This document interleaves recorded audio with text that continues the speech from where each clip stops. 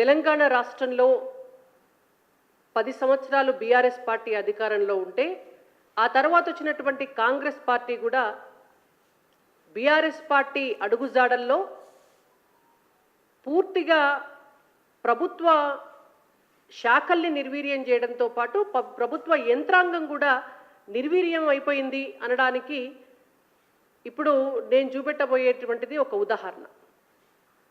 RTI act అనేటువంటిది ఒకటి ఉంటుంది, రైట్ టు ఇన్ఫర్మేషన్ యాక్ట్.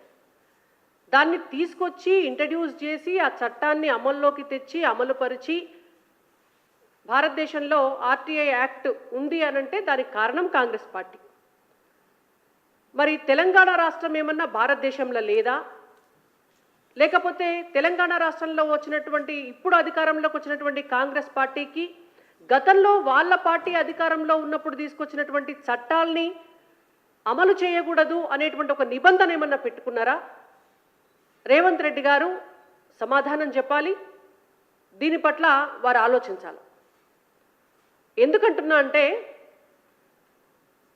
జనవరి 31వ తారీఖు, ఇది జనవరి 31వ తారీఖు మా పార్టీ తరపున మా ఆర్టీఐ కన్సల్టెంట్ గంజి శ్రీనివాసరావు గారి పేరు పైన భారతీయ జనతా పార్టీ తరపున నేను ఒక 27 ప్రశ్నలకు సంబంధించి, ఇందులో చాలా క్లియర్గా మీకు 3 పేజీల్లో కనిపిస్తాయి, నేను మీడియా మిత్రులకు కూడా ఈ క్వశ్చనైర్ మొత్తం ఇస్తా. 27 ప్రశ్నలకు సంబంధించి ఆర్థిక శాఖకు సంబంధించినటువంటి ఈ 27 ప్రశ్నలని finance department special chief secretary గారి ఆఫీస్కి, అంటే ఫైనాన్స్ డిపార్ట్మెంట్ పబ్లిక్ ఇన్ఫర్మేషన్ ఆఫీసర్కి ఆర్టీఐ యాక్ట్ ద్వారా ఈ 27 ప్రశ్నలకు సంబంధించినటువంటి ఈ అప్లికేషన్ను మేము పెట్టడం జరిగింది. మాకు ఈ 27 ప్రశ్నలకు సమాధానం కావాలి అని మేము మార్చి 31వ తారీఖు నాడు అడిగినాం. అడిగితే ఒక నెల రోజుల దాకా ఏం రెస్పాన్స్ రాలే మాకు. రాకపోతే మళ్ళా 12 మార్చ్, నెల 13 రోజులు వెయిట్ చేసి మార్చి 12వ తారీఖు నాడు ఫస్ట్ అప్పీల్కు వెళ్ళినాం. ఇది ఫస్ట్ అప్పీల్కు వెళ్ళినటువంటి కాపీ. ఫస్ట్ అప్పీల్కు వెళ్ళి అయ్యా మేము ఒక 27 ప్రశ్నలతో సంబంధించినటువంటి ఒక ప్రశ్నావళిని మీ ఆర్థిక శాఖకు మేము పంపించినాం. మాకు సదరు ప్రశ్నలకు జవాబులు కావాలి. సమాచార హక్కు చట్టం ద్వారా మాకు ఆ ప్రశ్నలకు జవాబు పొందేటటువంటి అర్హత ఉన్నది, హక్కు ఉన్నది. దయచేసి మాకు ఆ జవాబులు ఇవ్వండి, సమాధానాలు మాకు కావాలి అని చెప్పి మళ్ళొకసారి అప్పీల్కు వెళ్ళినాం. ఇప్పటి వరకు 45 రోజులు అయిపోయింది.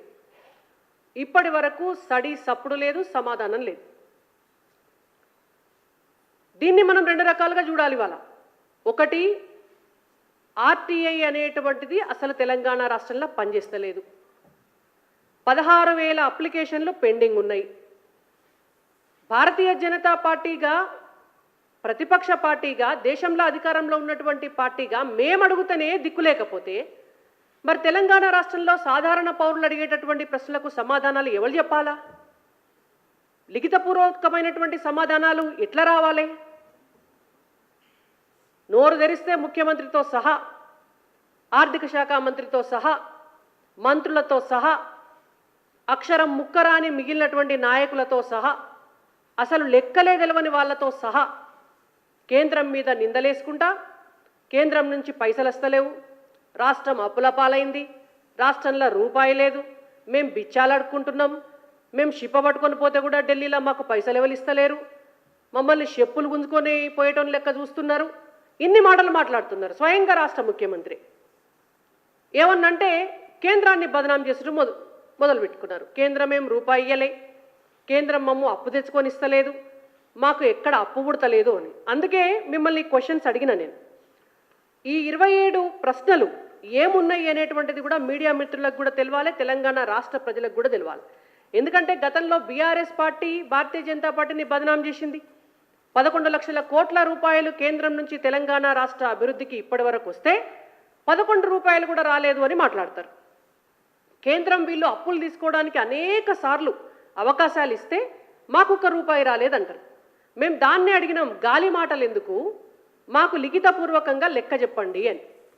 నేను కొన్ని ప్రశ్నలు మీకు చెప్తాను. చాలా క్లియర్గా మేము అడిగినాం. What are the current regulations set by the central government concerning budgeted borrowings? What limits and conditions have been imposed by the centre? ప్రస్తుతం బడ్జెట్లో పొందుపరిచినటువంటి అప్పులు తీసుకునేటువంటి విషయంలో కేంద్ర ప్రభుత్వం విధించినటువంటి పరిమితులు, నియమ నిబంధనలు ఏమిటి మాకు చెప్పండి అని అడిగినాం. చెప్పండి, చెప్తే తప్పేమున్నది?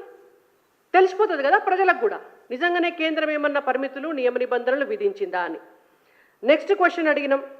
How much has Telangana last due to conditions such as the implementation of these fixed matters? మీకు ఈ కేంద్రం విధించినటువంటి నియమ నిబంధనల వల్ల నిజంగా రాష్ట్రం గనక ఫలానా అప్పు వచ్చేది ఉండే, ఈ రాష్ట్రానికి నష్టం జరిగింది అని అంటే ఆ డీటెయిల్స్ అన్ని ఇవ్వమని అడిగినాం. Number 3, has the Telangana government in the past decade are after 2023 agreed to any of these conditions to secure additional borrowings from the Reserve Bank of India? గత పదేళ్లలో కానీ లేదంటే 2023 తర్వాత కానీ రాష్ట్ర ప్రభుత్వము రిజర్వ్ బ్యాంక్ నుండి అప్పు తీసుకోవడానికి ఈ నియమ నిబంధనలకు, కేంద్రం విధించినటువంటి నియమ నిబంధనలకు ఏమైనా ఒప్పుకొని ఏమైనా అప్పు తీసుకొచ్చుకుందా? Next, could you provide the complete correspondence between the state government and centre regarding the reduction of the budgeted borrowings loan window as well as Telangana's letters seeking relaxations and the outcomes of these correspondence? కేంద్రం విధించిన రుణ పరిమితుల వలన ఒకవేళ రుణ పరిమితి తగ్గించడం ద్వారా రాష్ట్రానికి రుణ సదుపాయం తగ్గినట్లయితే దాని తాలూకా రుణ పరిమితిని పెంచాలని కేంద్రానికి రాష్ట్రం రాసినటువంటి లేఖలు, కేంద్రము దానికి ఇచ్చినటువంటి సమాధానం ఏవైతే ఉన్నాయో అవి బయట పెట్టండి అని అడిగినాం. Next, please include any correspondence between the centre and the state on key finance matters from 2014 to the present organised by year. 2014 నుంచి నేటి వరకు కేంద్రానికి రాష్ట్రానికి మధ్య జరిగినటువంటి ముఖ్యమైనటువంటి ఆర్థిక వ్యవహారాలకు సంబంధించిన ఉత్తర ప్రత్యుత్తరాలను మాకు తెలియజేయండి అని అడిగినాం. ఇంకోటి, సరే నేను మళ్ళా ఒక సేమ్ క్వశ్చన్స్ని రిపీట్ చేయడం కంటే ఓవరాల్గా ఇట్లా 27 ప్రశ్నలకు సంబంధించి మేము అడిగినటువంటివి, రాష్ట్ర ప్రభుత్వం తన రుణ పరిమితిని పెంచుకునేందుకు ఏమైనా సవరణలు చేసిందా లేదా ఏదైనా సొంత చట్టం తీసుకొచ్చిందా? ఒకవేళ అట్లాంటి సవరణలు జరిగి ఉంటే ఎప్పుడు చేసిండ్రు, ఎట్లా చేసిండ్రు, వాటిని బహిర్గతపరచాలి. ఈ సవరణల వల్ల కొత్త చట్టం రూపకల్పన పొందిన రుణ పరిమితి పెంపు రాష్ట్ర ప్రభుత్వము ఇప్పుడు కూడా దాన్ని కంటిన్యూ చేస్తుందా?